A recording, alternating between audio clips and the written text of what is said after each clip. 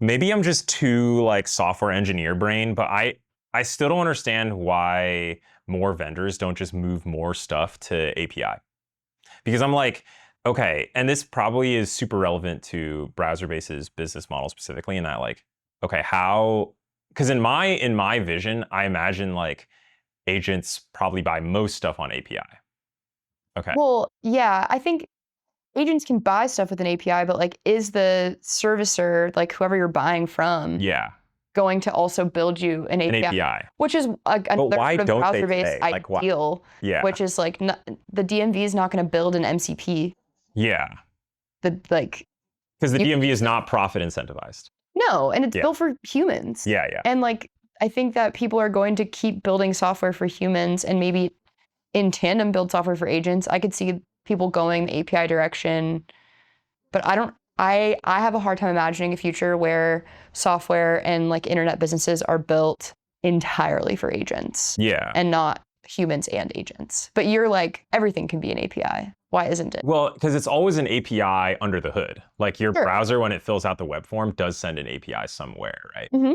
But then it's just like, okay, wouldn't it be more efficient for the agent to fill that thing out directly and interface with the vendor? Because like a lot of different types of vendors are already noticing that agents are their primary traffic, right? So if you imagine like you're a dev tool today, then an agent is like your primary Sure. format. Right. So then like in the farther future, is that possible for more types of businesses? The DMV may never switch over, Sure. but you could imagine like, would that be easier for an agent to like buy via API? I wonder if you guys have thoughts on that. I think that it probably is going to be easier for an agent to buy via API. Mm-hmm. That's definitely realistic to believe, but I think like one of the core sort of stances of our company, and also that I'd certainly agree with, which is that like humans need some level of like control over what is happening to feel comfortable. Yeah. And something that's like entirely API based, like fully headless, there is no front end to observe, is very scary. Yeah. And I think it'll take a very, very, very, very, very long time to like completely shift the paradigm of how people interact with stuff, buying stuff, looking at stuff, Yeah. observing stuff. Like people are very attached to how things work. And like obviously dev tools are built and often optimized for agent activity. Like I don't necessarily think that McMaster Carr, which is like one of the largest sort of industrial parts manufacturers and wholesalers in the world, is optimized for agents today. Like they run their website like fully on IBM mainframes, and it's like it's designed to be like the fastest website ever. And they have, you know, hundreds years old relationships with people in automotive and manufacturing. Yeah. Like I just don't know. So I think a good like comparison is that, okay, if the year is 1994, you can operate your business with no website. Right. Okay.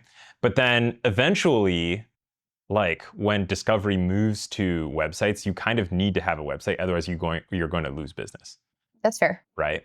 And so like, I don't think this has happened like yet, but then at a certain point, I'm imagining like if an agent can't like try out your service, then like it thinks that it's like not as good, you know?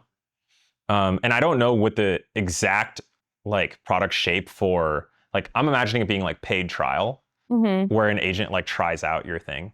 I don't know exactly what shape that is because I've used a bit of like stablecoin payment and stuff, and I think it's super jank and bad. But like, I would imagine that if an agent doesn't like your service, then you'll eventually like decline in rank. Well, are you familiar with like AEO, which is essentially just SEO, but now SEO is like a discoverable paradigm for agents? It's the same thing. Like, but agents do have much longer search phrases, so I do think it's slightly different.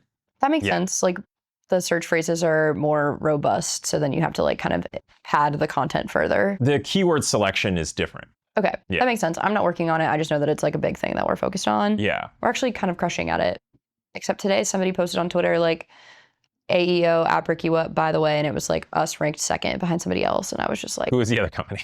I'm not saying. Absolutely not. But Soix posted it on his alt Twitter and was like, by the way, Erica. And I was like, why are you posting this? You can just text this to me. Yeah. But yeah, I think like it's kind of the same way. Like you have your service, if you want it to be discoverable by agents, you then have to sort of optimize it to be discovered in the first place. But again, it's like if the software service, like a dev tool is sort of created to be entirely sort of API based to begin with. Obviously, maybe the observability part, if there's like a dashboard, is built for humans. Yeah. But like it translates to the agent experience really well. But I'm thinking about like a front end, like booking service, like a Vagaro or a like mine service to book what, like travel? To book like a fitness class or a hair appointment. Like that's like really that's an interface made for a person. Yes. Selectors, a calendar view, and agents can do all those things. But like, are agents going to like that experience? Are they going to prefer them in the paid trial if the experience was optimized for a person? And so then it's like, do they have to have should you have two versions of your product?